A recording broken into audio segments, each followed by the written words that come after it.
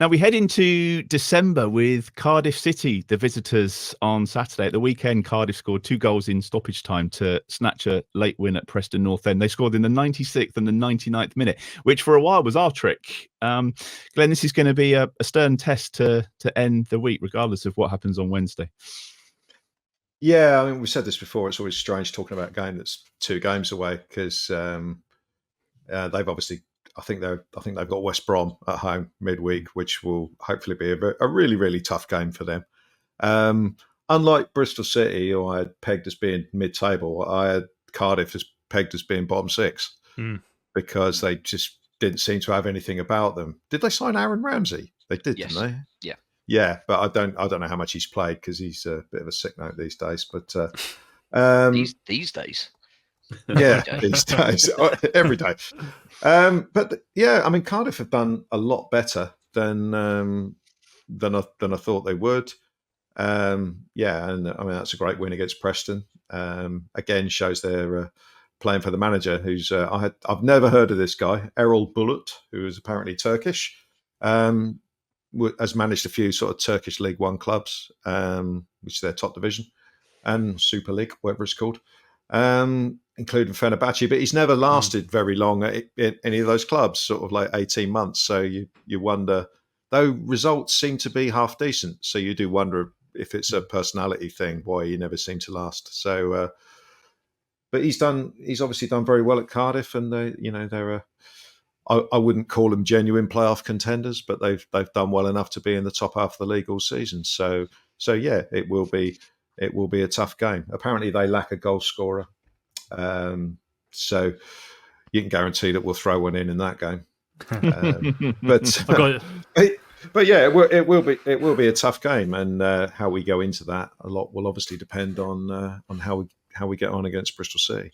I've got your Aaron Ramsey stats here, Glenn. He scored 3 in his first 6 games, but that was in September. He hasn't played since because of a knee injury. So right. There you go. Yeah, there you go. But he was in the Wales squad last week. Well, maybe he's back then. This could be it. He could be back on Saturday. Oh, marvellous. That's just what we need. I mean, Alfie, we to be fair, we have stood up to these tests in recent weeks, haven't we? I mean, there was a time we would be dreading this game on Saturday, but these home games that it felt like we've turned a corner, regardless of what may or may not happen on Wednesday night.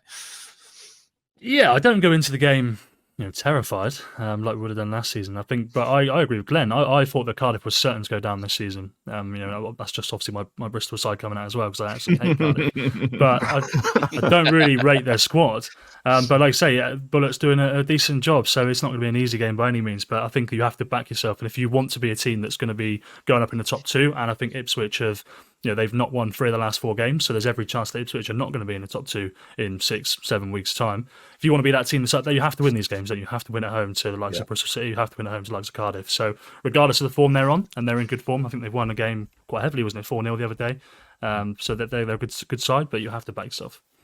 They did the double over us 4 years ago, I think, Steve. I was going back through some of the results. Jan Bednarek and Jack Stevens were the centre-backs that day. So can you remember who scored?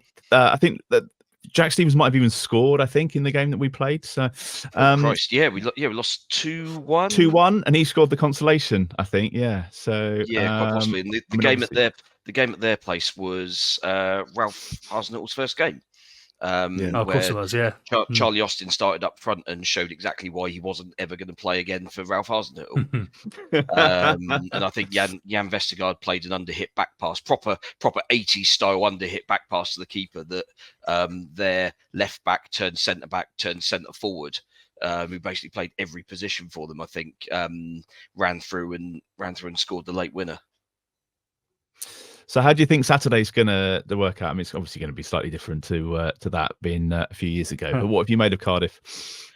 Yeah, I must admit, I've not seen a huge amount of them, other than obviously seeing their results and the goals every week. But from you look at where they are in the league, and yeah, I mean they're punching.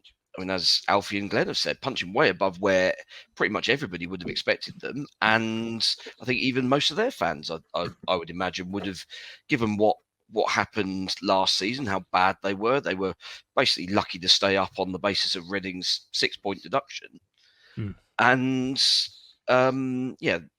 more upheaval, unknown manager comes in. I mean, if this guy is kind of the sort who gets a bit combustible and falls out with chairman, then the Cardiff guy, what's his name, Tan, falling out with him will obviously end well. So yeah, I mean, there could be some fun down the line with that one. But yeah, I mean, they're clearly a decent side. They've put a lot of good results together. It's one. I don't really know whether what sort of style they're playing. Are they playing quite open? Are they basically just sitting deep and compact and picking teams off on the break? Difficult to really tell when you look down their squad. There's nothing. Aaron Ramsey's the name that stands out, but as you say, he's not played since September, and yet it's kind of that period of games where they've picked up the bulk of their results. So yeah, difficult to know what to read into Saturday, and ultimately we've just got to kind of concentrate on our own game, really. They've got a lad up front called Ike Ugbo, who's a Canadian international, and I'm pretty sure that he was on some kind of shortlist for Saints for a striking option, not last summer, the summer before. He's got a couple of goals, yeah, but I'm not sure how his progress has been in the last couple of years. If you're watching live, by the way, do stick your score predictions in the comments. Who wants to go first with the prediction for this one? Me, 3-1. Yeah. There we go. We'll get the 3-1 in. Alfie, were you second? You're not going to say 3-1 as well, are you? No, not this case. I'll go 2-1 again because one of them has to be 2-1. Just the laws of average and the way it's going at the moment. Steve? Oh God, we've got to have a clean sheet at home at some point, surely. You think? Not necessarily, yeah. Well, you know. We thought that at the weekend. Oh God. Nervy. Go on, go for it. Nervy 1-0. A nervy 1-0, right? Okay.